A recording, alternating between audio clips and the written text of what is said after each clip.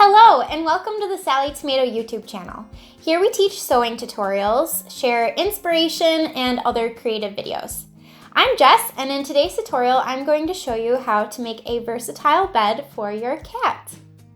This tutorial features the cat napper pattern. There are lots of options in this pattern, so you can make it to your liking. This pattern has two functions. Use it as a mat for your cat to relax and play, or as a tunnel. I like to give you options depending on the materials you have access to or the style you want. You can choose to secure the tunnel with fabric ties or a zipper. Also, you can choose to use a single fabric to showcase prints or a patchwork version either using fat quarters, 5-inch charm squares, or 10-inch layer cakes. Another option is to add a piece of Insulbright or reflective fleece, which will add a little bit of crinkle to the bed, which your cat will enjoy.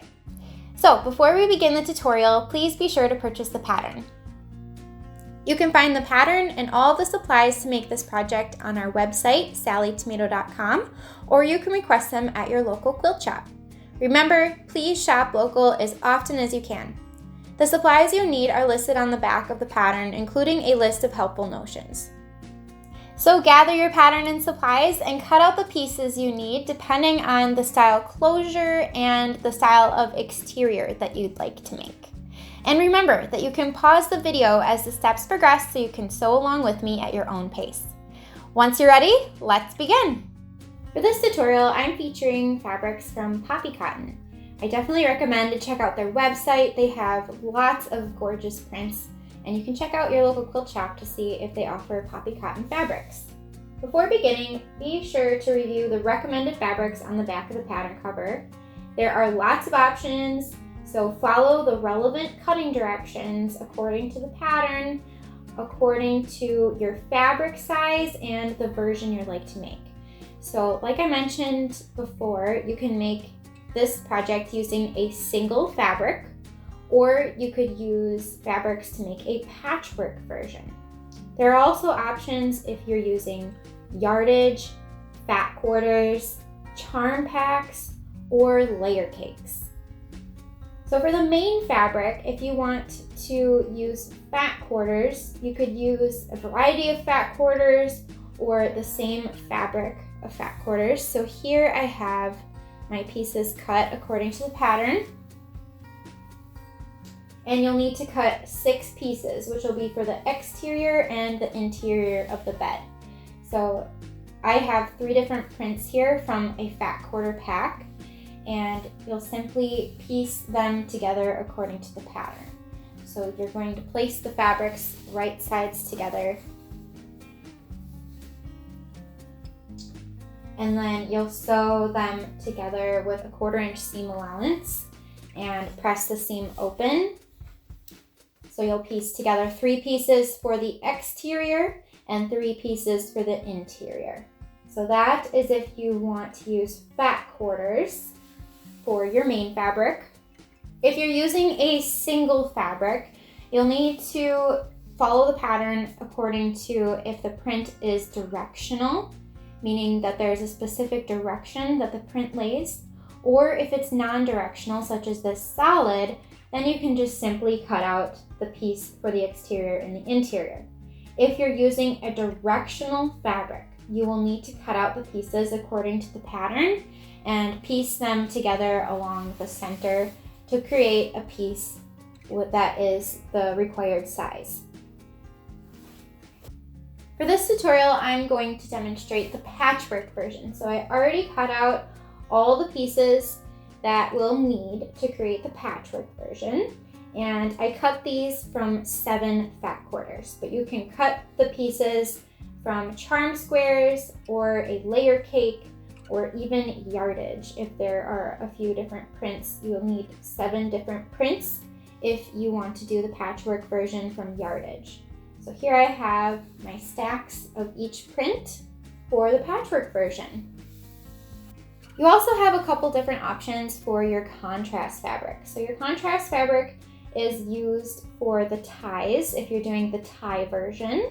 So for the top closure to secure the mat into a tunnel, you can use ties or you could use a zipper. So if you're going to use a zipper, don't worry about cutting the ties. But if you want to make the ties, you'll need to cut the pieces according to the pattern. And then you'll also need to cut some binding. And if you'd like, you could cut it from your fabric, or you could purchase pre-made 1/2 inch wide double fold bias tape. So that way it is already created for you. You'll need 1.5 packages to do the binding. Otherwise, you'll need to cut the strips for the binding according to the pattern. And I've calculated how many strips to cut for using fat quarters or yardage. You'll also need to cut a piece of high loft batting, a few pieces of single-sided fusible foam, a piece of Insul Bright or reflective fleece. So in between the layers of the Insul Bright or the fuzzy fleece, there is a layer of reflective material, and it causes a little crinkle sound because of the material that it's made out of. So this is just a fun layer to add. So when your cat walks on the mat, it'll have that little crinkle noise, and it's just fun and your cat will enjoy that. And lastly, you'll need to cut some pieces from one-sided fusible heavyweight stabilizer. So this is Craftex, and it's very stiff and it will hold up well for the sides of our project. First, I'm going to show you how to create the patchwork. If you're using a single fabric or you already pieced together your fat quarters, you'll skip this section of the video and move on to the next section. So to create the patchwork, separate each of your fabrics into piles.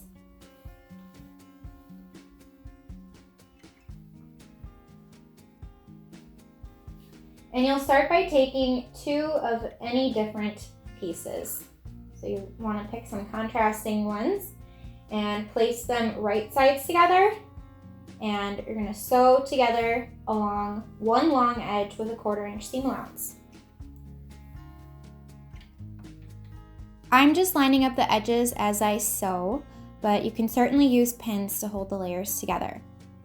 Also, make sure to backstitch at the beginning and end of the seam, and you'll continue sewing the pieces together to make a total of 90 blocks.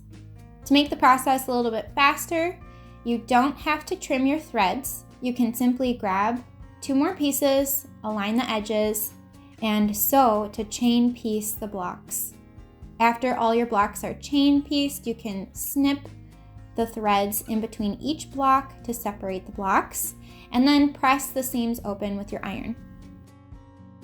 After all of your blocks are pressed, you're going to arrange 9 blocks in a row, alternating the direction of the blocks to create one row. And you want to try to randomly arrange the blocks, and then you'll create 5 of those, and then you'll alternate the direction of the first block and create 5 rows in that alternating direction as well.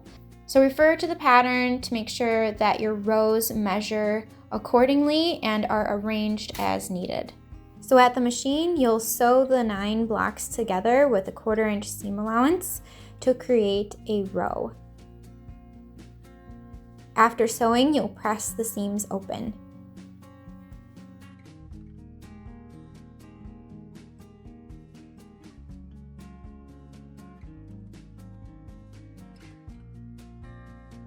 So here I have my 5 alternating rows one way and 5 rows alternating the opposite way. So with right sides together, you're going to sew 5 rows alternating direction of the rows to create the exterior. I do recommend to use pins to hold the rows together and make sure that your seams are aligned. Then you'll repeat the same process to sew 5 rows together, alternating the direction of the rows to create the interior. Refer to the pattern to make sure that your blocks measure the size needed for the pattern.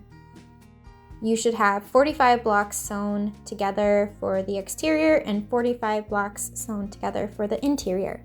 Next, I'll show you how to assemble the cat napper. It's really helpful to use basting spray or a glue stick to help with these next steps. Start by positioning your exterior with the right side face down and start on the left side, positioning one piece of stabilizer with the fusible side down over the exterior so it's positioned according to the pattern. Then position another piece of stabilizer with the fusible side down over the exterior according to the pattern to the right of the first piece of stabilizer. Then you'll position the last piece of stabilizer with the fusible side down over the exterior to the right of the other stabilizer piece that we just placed in the center according to the pattern.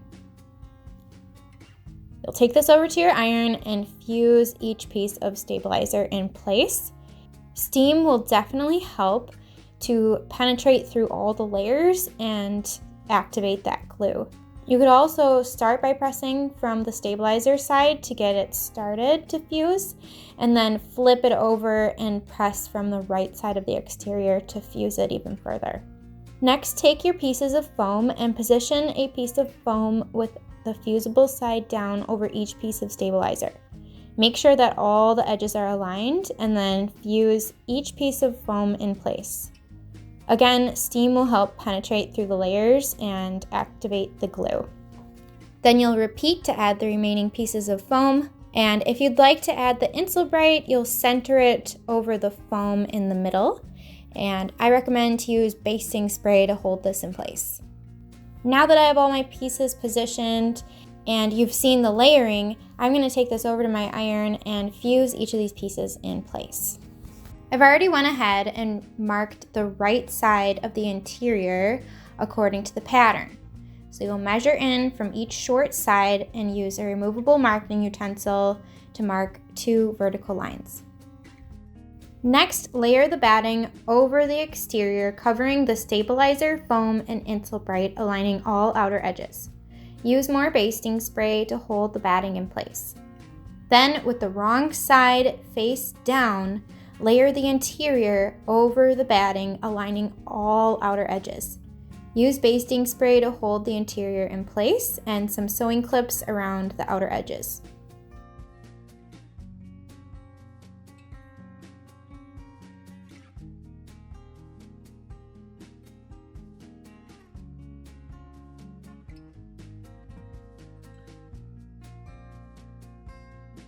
Next, sew along each of the vertical marks made from the previous step.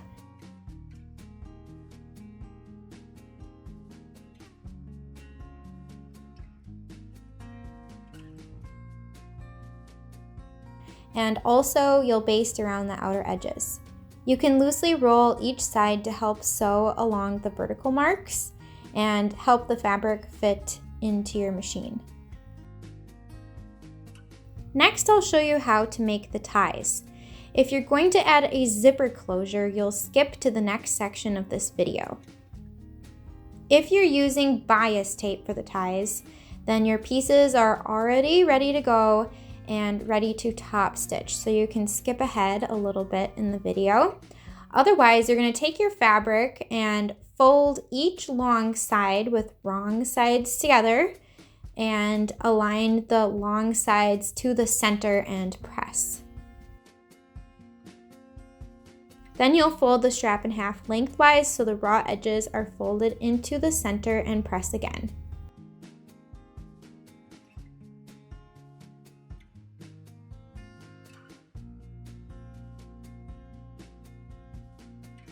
Then you'll top stitch both long sides of each strap with an 1/8 inch seam allowance.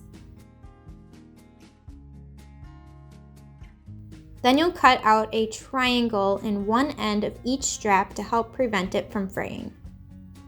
I've already went ahead and marked my exterior for the placement of each of the straps. With right sides together, position one strap at each center mark with the short straight edge against the outer edge. Then you'll position one strap in from each corner. Refer to your pattern for the exact measurements.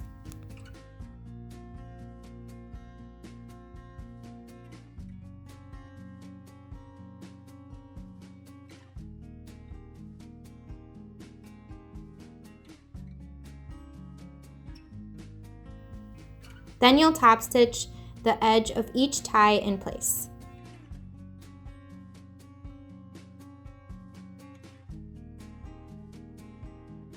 Whether you already added the tie closures or you're going to add the zipper closure, the next step at this point of the pattern is to attach the binding. There are a variety of binding techniques to choose from, so use your favorite method to add the binding strip or your bias tape around the outer edges of the cat napper. You can visit our blog for a free instruction sheet on how to add binding. Since I've already added the tie closures onto my cat napper, I'm going to skip over this section of instructions on how to add the zipper closure, but you will need a zipper that is a separating zipper. So you'll take the zipper and attach 1/2 to each side of the cat napper and stitch it in place according to the pattern.